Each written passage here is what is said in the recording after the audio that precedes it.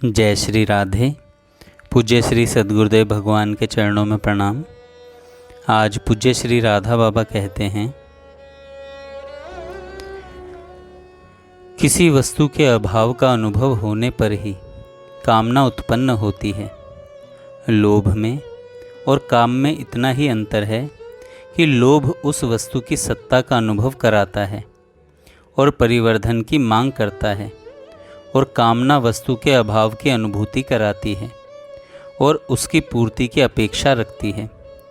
यहाँ भी भगवान के अनंत सौहार्द पर यदि हमारा सचमुच विश्वास हो जाए तो हमारे मन में आएगा कि क्या भगवान के पास किसी वस्तु का अभाव है जो भगवान हमें नहीं दे रहे हैं। असल में जो वस्तु हमारे पास नहीं है उसकी सचमुच हमें आवश्यकता ही नहीं है। इसीलिए भगवान ने हमें वह नहीं दी है। यहाँ की माँ भी, लौकिक ममता से पूरित माँ भी अपने शिशु के लिए आवश्यक वस्तु की व्यवस्था बिना ही मांगे करती है। अनंत माताओं के हृदय का संपूर्ण स्नेह एकत्र कर लेने पर भी भगवान के स्नेह सागर की एक बूंद के बराबर भी नहीं होता। वे परम पिता परमात्मा क्या हमें आवश्यक वस्तु नहीं देते? सारांश यह है कि भगवान के सौहार्द पर विश्वास बढ़ावें तो स्पृहा, वासना क्षीणतर होते होते सब की सब सर्वथा विलुप्त हो जाएगी। होठों पर स्मित और स्वर प्रभु के नाम की पुकार के लिए हुए ही हमारी जीवन लीला समाप्त हो। जब तक व्यवहार जगत में रहें तब तक संपूर्ण साहस के साथ प्रसन्न चित्त से प्रत्येक विपत्ति में भगवान के परम मंगलमय कर कमलों का दर्शन स्पर्श प्राप्त करते हुए हंसते हंसते उसको सिर चढ़ाते चले जाएं। अनजान में भी प्रभु के प्रति विश्वास का ऊंचे से ऊंचा परमाणु भरते चले जाना भी कम नहीं है। पर जीवन के आदर्श के लिए क्षेत्र इतना विस्तृत है कि जिसकी सीमा आज तक किसी भी महात्मा ने नापी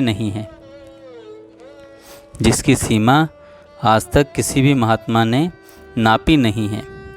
हम अपने जीवन का विश्लेषण करके देखें। आज तक सुख पाने का सतत प्रयास जाने में अनजाने में हमने किया है, पर क्या हम सुखी हो गए? आजीवन सुख के लिए निरंतर प्रयत्न करते रहने पर भी, आजीवन सुख की चाह पोषित रखकर भी, आज वर्षों तक सत्संग भजन करके भी हम सुखी नहीं हो सके हैं। ऐसा क्यों? सच्चे हृदय से अगर हम पूछेंगे तो हमको यह स्पष्ट दिखेगा कि श्री कृष्ण अभी हमारे लक्ष्य बने ही नहीं।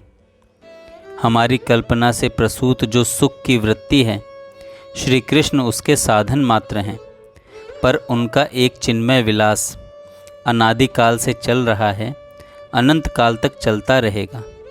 वे इस बात को अच्छी तरह जानते हैं कि मेरे अमुक स्वजन को क्या चाहिए।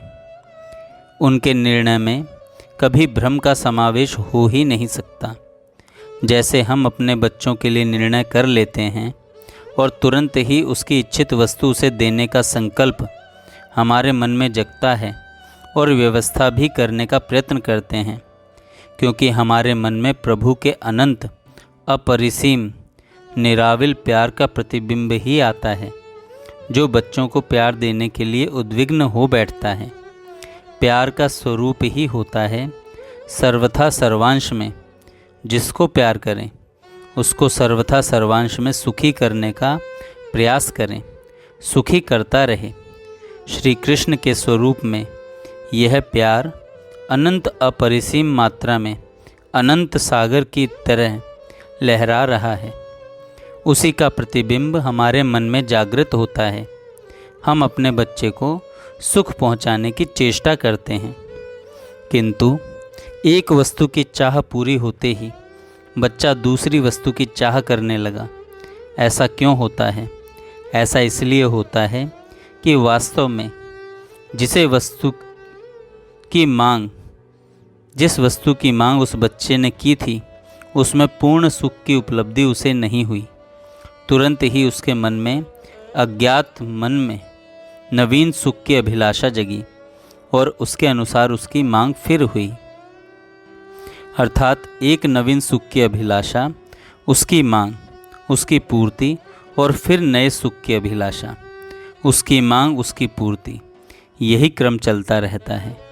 श्री कृष्ण के प्रति भी हमारा संबंध ठीक इसी प्रकार